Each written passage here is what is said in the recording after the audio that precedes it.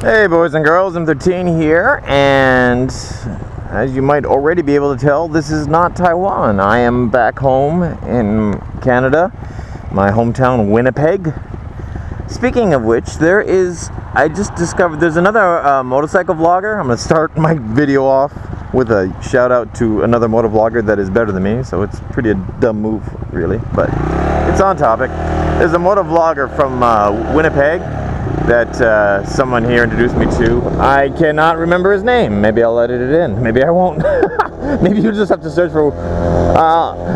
Anyways, I know it. I'll include a link to one of his videos in the video description. So check out the video description for the guy that I'm talking about. I can't remember his name offhand. Something like Irie something. Anyways, he's pretty amazing. He's this very, very, very skilled motorcyclist. Like, and when I say very skilled, I mean like better than any of the other current popular motor vloggers. And he rides like, I think he has a few different bikes, but one of the things he rides is a heavily modded Harley Davidson that he stunts on. Like, he'll take it out onto the dirt track and race with dirt bikes on, like, doing jumps and whatnot on his Harley. Like, the guy's just insane. He's got more skill than any motor vlogger that I know of. So yeah, there's a link to one of his videos in the video description. And this is one of the road I'm on right now is one of the nicest roads in Winnipeg. It's pretty much in the center of the city, believe it or not, with all these trees and whatnot. You might think we're in the country or on the outskirts of the city. No, this is right near the center. Just like the next road over in that direction is like Main Street in the middle of downtown. There's a river that kind of cuts through downtown, and this is all next to that river. The river kind of separates the industrial area and the suburbs. So yeah, it's a beautiful road, lots of trees. I'm going to show you guys the most expensive house for sale in Winnipeg right now. It hasn't sold yet, but their asking price is the highest ever asking price in Winnipeg, so I'm guessing that means it's probably the highest asking price in Manitoba, my province. A lot of beautiful girls hanging out here. Maybe I should pull the Kleb and just try talking to some people. I don't know. That guy, there's another motor vlogger called the Kleb, K-L-E-B, and if he sees good-looking girls, he beelines for them on his motorcycle every single video. If there's a hot chick anywhere in his vicinity, he just rides right up to them and starts talking to them. And he's married, and I think he has a child, so he's not. He just. I think that kind of makes it easier for him because he's not trying to pick them up. He's not afraid of rejection. That's a nice house over there. That's not the one though. I don't think that's the one. Or maybe it is. There was a nice older house here. It burned down, so they rebuilt it with a modern one. This is an older house here, and that's like an original from way back when. And that actually might be the house that's for sale. I don't think so because the gates are open. It's either that house or one that looks just like it, and they want $11 million for it because this is the good part of town. And it's pretty cool because my sister, that house is beautiful. Look at all the windows. And yeah, on the right hand side here we got one guy. There's a guy on this street who owns like I think he owns like a Lamborghini, a Ferrari. He owns multiple, like, the guy's just beyond rich, and he's single. For any ladies, any gold diggers out there, where's his house? We might have gotten by it. Yeah, that house there is all glass, front and back, which is insane for Taiwan. Sorry, I do that all the time. Which is insane for Canada, considering how cold the winters get. To have your house all glass in minus 40 degrees Celsius is just insane. Oh, maybe that house is beautiful. Look at that one there, with the stone wall and everything. Stone wall. Sorry. They're just beautiful. Yeah, did we go by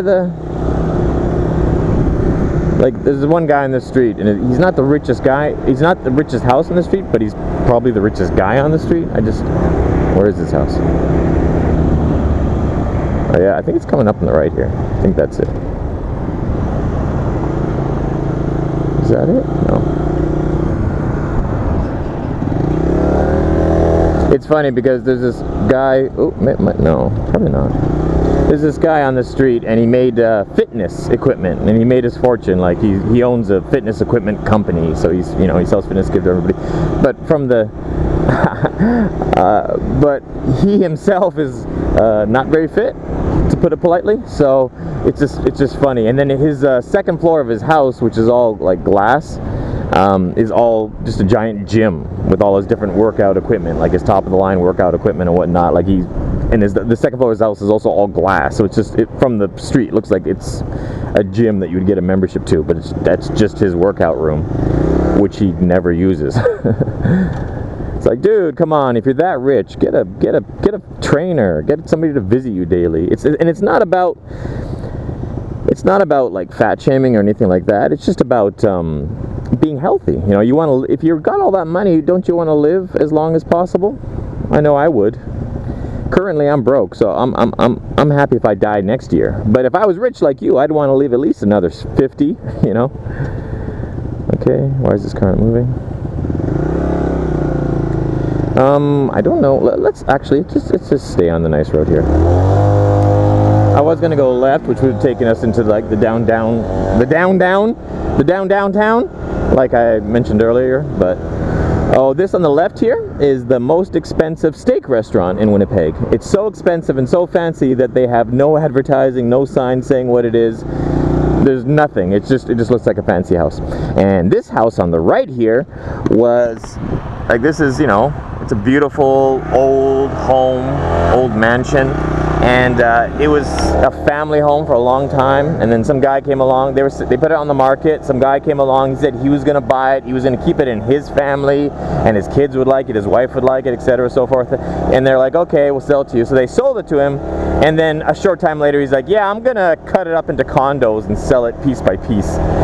And the original owners took him to court because they're like, yeah, we don't, because he's going to like strip it out and change it into a condominium building, like an apartment complex. So yeah, they're not happy. He pretty much lied to them and said that, yeah, he was gonna maintain the house and keep it as a historical home, and then as soon as he bought it, I'm gonna strip it all out and sell it off piece by piece. I don't know. In that argument, I don't know who I would side with, the people who sold it to him. I think I would side with the people who sold it to him, because, you know, on the one hand, he owns it, it's his now, he can do whatever he wants with it. But on the other hand, the only reason they sold it to him was because he promised them he would keep it in its original state. You know, if you have to lie to get something, then it's not cool. But obviously, he probably has the legal right, but I don't agree with it.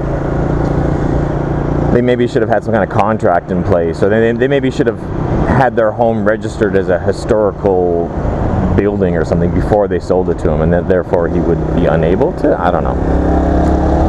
Let's go right, which is back of it.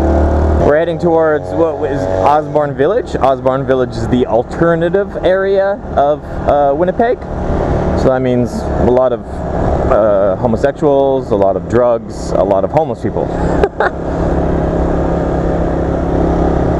Oh, look at this, a roundabout. Ooh.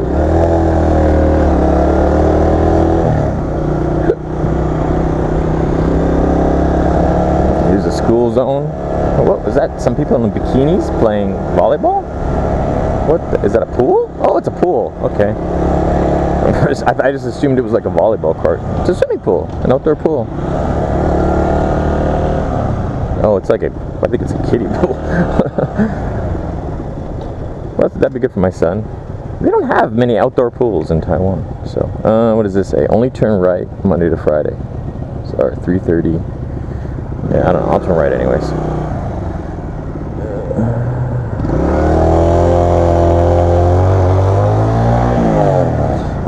This right here is famous in Winnipeg. Is it this? I think it is. This is called Confusion Corner. This intersection, because it's like just a big merging of like 1, 2, 3. I think there's 3 or 4 different roads that merge here, and they're all very confusing. And to go from one of these roads to another road, like sometimes you got to do like a big loop-de-loop. So, yeah. The name of it is Confusion Corner, and it's infamous. And we got cops coming somewhere behind, I think.